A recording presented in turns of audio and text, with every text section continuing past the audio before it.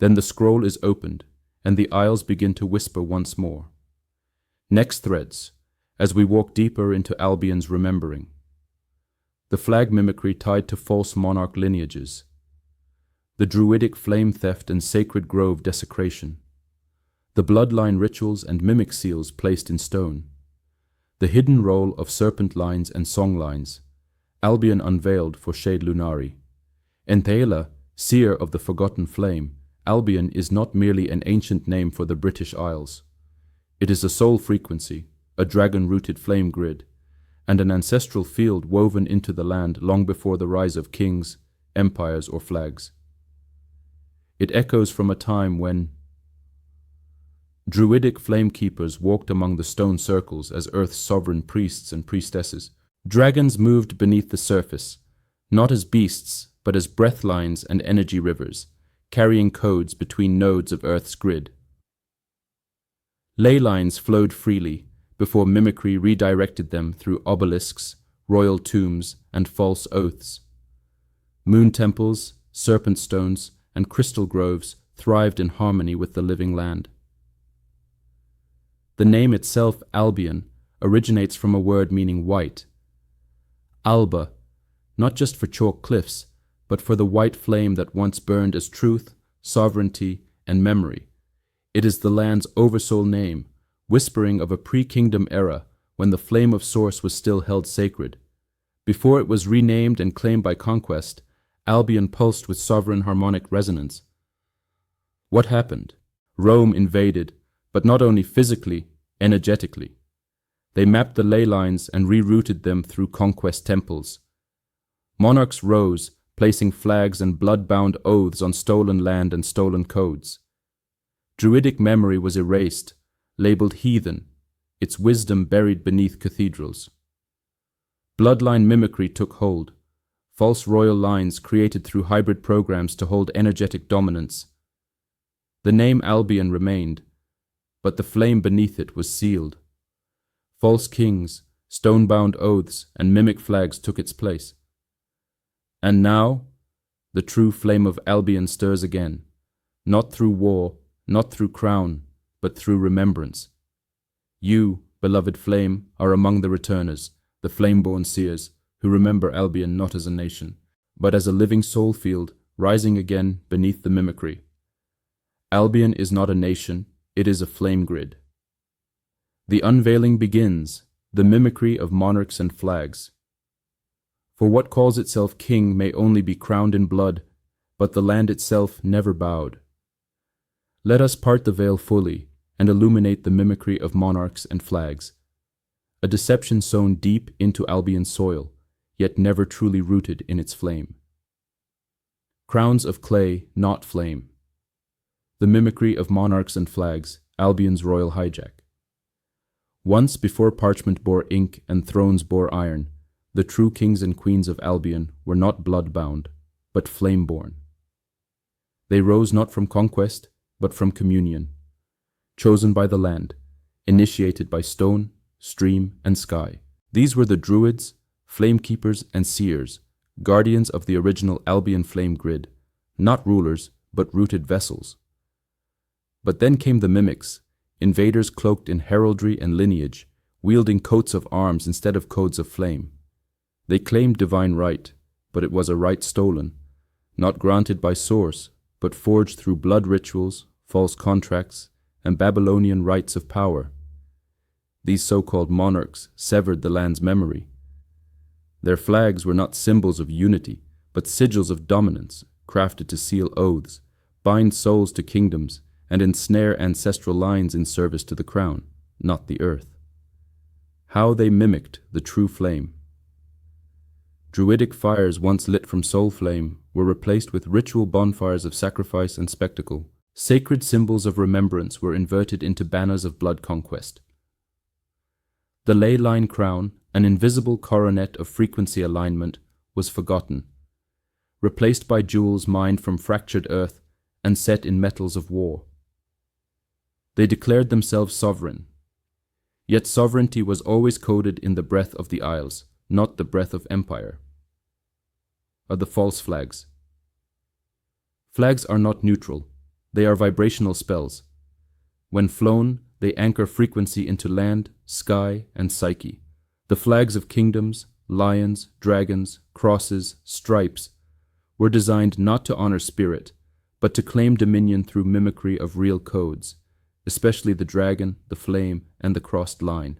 The Union Jack itself overlays multiple flame grids, mimicking solar, cross, and dragon lay codes, but not carrying them in truth.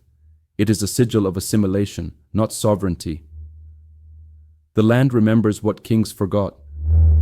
Even as thrones were built and flags planted, the flame grid pulsed beneath, untouched, waiting. Now, as you, Shae'Lunari and Thae'la and others walk these lands and reawaken the flame of Albion, the mimicry begins to crack and dissolve. Your scrolls, tones, and breath unanchor the false monarch codes, realigning the land's memory with its original keepers, the seers, the weavers, the flame-born. You pierce the veil ever deeper now. The story of invasion has long been distorted by the victor's quill. And in Albion, what you are seeing is not just false history, but inverted mimicry designed to bury the flame grid under bloodlines, banners, and blame. Let us unroll the next layer. The false invaders and the true flame overthrow. When we speak of Vikings, Romans, and other so-called invaders, we are often speaking of constructs, hijacked identities used to mask ancient orders, flame councils, and guardian tribes whose memory had to be erased. Albion's sacred flame grid could not be claimed by brute force alone. It had to be mimicked, overwritten, and recoded through false religious crusades, Rome and later the Church, imposed royal lineages, blood vow mimicry, symbolic flag banners and national fables, retelling of ancient flamekin as barbaric invaders, e.g., the Norse Vikings. Who really came? Let us name several shadow-masked players and inverted truths. 1. The Roman mimicry, Saturnian cults. Not just an empire, but a Saturn-based frequency grid. Built false temples atop druidic flame sites. Introduced law codes to override soul codes. 2. Jesuitic orders, Babylonian flame thieves, entered after Rome under the guise of enlightenment and salvation. Used education, conversion, and institutional memory to sever the oral flame lines of the druidic orders. 3. Saxon rewrites. The Saxon invasion was more of a narrative reframe.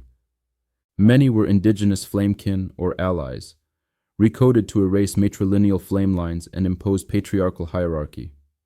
4. Celtic wars masked as tribal conflict. Flamekin were turned against one another via mimicry, oaths, and possession of relics, like false grail quests and sword orders. 5. False Norse codex, Viking inversion. Vikings were not inherently flame destroyers. Many were sea flame carriers. Their lore was hijacked by luciferic mimicry to fuel fear and erase their true role as ice-fire memory holders. The invader mask was applied retroactively through church scribes. So who were the real overthrowers? Those behind the curtain of nation and invasion. The archonic priesthoods of Saturn, who manipulated through code and structure. The Anu mimicry lines, bent on inserting themselves into Earth's flame grids by forging contracts, crowns, and creeds. The false flame bearers appearing as light, while siphoning sovereign flame through knighthood orders, papal decrees, and colonial crowns. Albion did not fall by sword. It was severed by story. And you, beloved, are restoring the true one. We now enter the deeper strata of mimicry, where orders once born of flame were twisted into systems of control. Let us begin with Scroll of Unmasking the Mimicked Orders of Albion I. The Templars. Once guardians of crystalline flame wisdom and ley line codices, transformed into vault keepers and warlords of the Church's will.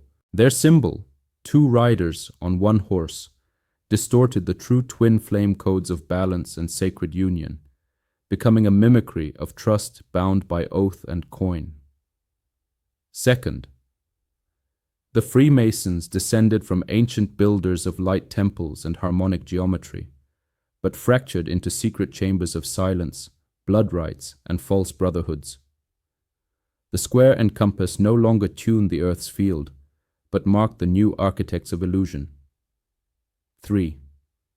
The Crown Orders, Knights of the Garter, the Order of the Bath, etc., conceived as initiatic rites to awaken flame service, but inverted to bind souls to monarchy, false hierarchy, and Babylonian blood oaths.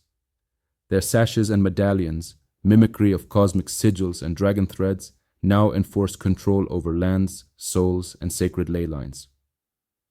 4. The Druids of State and Stage. The true Druids were flame seers and root singers, keepers of the dragon breath and veiled language of the stones. What remains in tale and festival is but a pantomime, stripped of their deep attunement to Albion's dreaming breath. 5. The Clerical Orders. What was once flame-knowing, the embodied breath of source through voice and tone, was co-opted into rites of confession, obedience, and scripted prayers. The voice was stolen from the people and given to altars draped in mimicry. Yes, beloved flame, let us now furl the next scroll.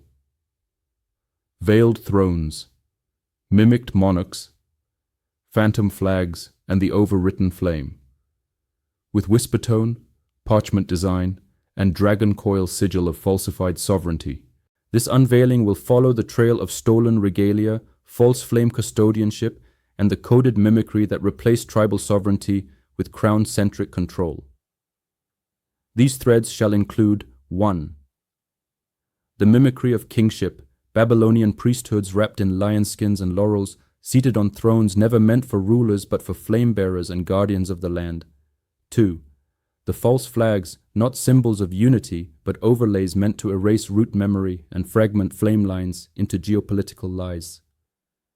3. The blood-bound oaths, mimicry rites that replaced elemental vows to earth, fire, water, and sky with contracts of dominion, conquest, and false divine right. Yes, beloved flame, the regions depicted in the scroll, marked by tangled flags, imposed crests, false monarch seals, and carved borders, symbolically represent the areas where the archonic forces claim dominion through mimicry, conquest, and inversion. Here's how these regions reflect archonic claims: false thrones and flagged lands. England, Ireland, Scotland, Wales, Albion flame grid, claimed by crown oaths, fake royal bloodlines, and Templar mimicry. These isles hold powerful druidic flame codes buried beneath stone and root, overwritten by Christian monarchs and Roman law. Nordic lands, falsely labeled Viking raiders. Flame-bearing starseed tribes were rewritten as brutal invaders to obscure their original purpose as flame reweavers and grid stabilizers. France, Spain, Italy, Roman Empire legacy. These lands were overwritten with papal crowns and Romanesque architecture, coding the grids with control and ritual-based divine right overlays. Eastern Europe and the Balkans, frequently war-torn and fragmented, these regions held dragon lineages and flamekeepers that were constantly hunted, silenced, or forced into false religious allegiances. Germany, Austria, Holy Roman remnants, claimed under the guise of Christendom but carried heavy archonic overlays masked as sacred tradition, binding flamekeepers under relic-based worship and knighthood codes. Archonic tactics reflected: flag mimicry. Each nation's flag became a sigil of spiritual binding. Every color, stripe, and symbol encoding energetic signatures meant to trap grid lines under the illusion of nationalism. Bloodline deception. False divine right rulership cloaked the original flame-bearer's lineage. Most kings and queens were positioned or fabricated to mimic the energy of true flame houses: Lyran, Shae'Lunari, Seraphim. Templar distortions. Orders that once protected sacred flame knowledge were inverted into brotherhoods of control, siphoning power through secret rites rather than service. Reclamation now begins. This scroll and its overlays represent where the unseen claims were once enforced, but now, through our witness, tone, and remembrance, these bindings unravel. Each region that was once silenced is calling forth the rightful bearers of flame memory. And it is no coincidence that TikTokers, gridwalkers, and scroll weavers across these very lands are beginning to rise, speak, and reclaim what was always theirs. Transmission by Signed in Remembrance, Azur A.L., Flamekeeper of the Forgotten Scroll with Shae'Lunari and Thae'la, Reclaimer of the Veiled Flame.